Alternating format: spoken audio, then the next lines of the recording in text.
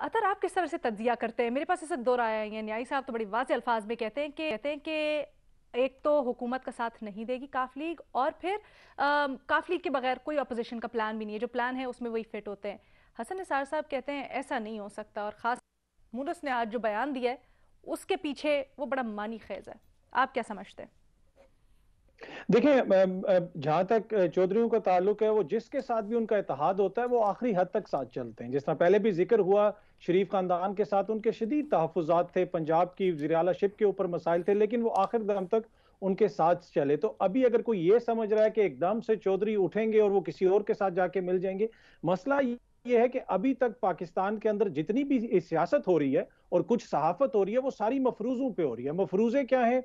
2018 से जब से ये इलेक्शन हुए उसके फौरन बाद इस तरह की खबरें आना शुरू हो गई कि हुकूमत जाने वाली है, फौज से लड़ाई हो गई है, बुजदार साहब को फारिग कर दिया जाएगा। हर 6 महीने के बाद बुजदार साहब फारिग हो जाते हैं, हर 6 महीने के बाद इमरान खान साहब की हुकूमत फारिग हो जाती है, हर 6 महीने के बाद इस्टेब्लिशमेंट की तरफ से ये इशारा मिल जाता है कि इनको फारिग करना है। भाई, अगर ये सब लोग मुतफिक हैं, ऑपोजिशन भी मुतफिक है, एस्टेब्लिशमेंट भी मुतफिक है, सब ये समझते हैं कि इमरान खान, ये सारे मफरूजे मफरूजे ये हैं। और अब आने वाले दिनों में क्या होगा, किस तरह इस हुकूमत को खत्म किया जाएगा, अब इसका मसला क्या? असल मसला ये है कि अभी तक हम 90 और 80 की दिहाई को और इन दो सियासी जमातों को और चंद खानदानों को सामने रख के सियासत भी कर रहे हैं और सहाफत भी कर रहे हैं। लेकिन ये जो इमरान खान है, जिसका हसन निसार साहब ने जिक्र किया, ये एक डिफरेंट ब्रीड की, जो ना सिर्फ ये अपने, जिस हम कहते हैं कि माशरती रवैयों से इनका रवैया डिफरेंट है,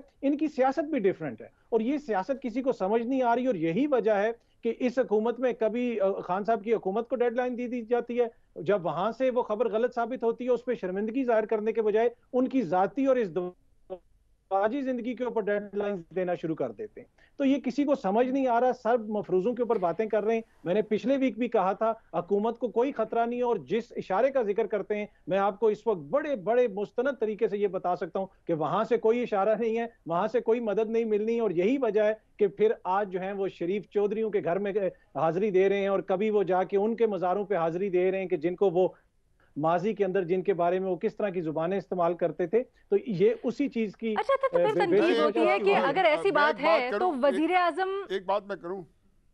मैं एक सेकंड न्याय साहब, मैं बिल्कुल आपके पास आ रही हूँ। अतः तो फिर तनकीद होती है कि अगर ऐसी बात है तो फिर वजीर आजम इतने मीडिया स्ट्रेटजी टीम्स के इजलास क्यों बुला रहे हैं, सीसी के इजलास क्यों बुला रहे हैं? कुछ अंदर पीटीआई के लगता है कि कुछ कंफ्यूजन, कुछ इस तरह पाया जा रहा है अभी भी। देखिए, सियासत तो करनी है। जब आपके ऊपर मुसलसल इल्जामात लग रहे होंगे तो आप तो अपनी पार्टी का बनाएंगे, रद्द-ए-अमल होगा, या उसके ऊपर जिस तरह का भी अच्छा। आपका लाए-अमल होगा वो तो आप बनाएंगे, आप इजलास भी करेंगे, अपने तर्जुमानों को भी बताएंगे। तो आप जो बात की कि आप ये देखें, गुज़िश्ता चंद हफ्तों के दौरान एजाज सादिक साहब ने पहले किस तरह की बात की कि जी वो मियां साहब को मैं लेके आ रहा हूं, अब वो सिर्फ मियां साहब का पैगाम लेके आए हैं। खबर आई कि मियां साहब दिसंबर में आ रहे हैं, जनवरी में आ रहे हैं, कुछ भी तो सही साबित नहीं हुआ, वो सब मफरूजे हैं। और ये जो तहरीके अदम एतमाद है और हुकूमत का घर जाना है, वो अभी तक मफरूजा है। हकीकत ये है कि इमरान खान ने 3.5 साल लेकिन निकाल फिर लिए हैं, और हकीकत ये। सियासी जी पंडित जी। ये भी कहते हैं कि जो हाल ही में इशारे मिल रहे हैं कि मतलब एकदम से फिर मुतहरिक होना अपोजिशन का, फिर जिस तरह के एवन फील्ड रेफरेंस से मुतल्लिक भी नैब के ऊपर तहफ्फुज़ात उठाए जा रहे हैं, छोटे छोटे छोटे छोटे, अगर इन बिटवीन द लाइंस पड़े तो कुछ ना कुछ तो हलचल है।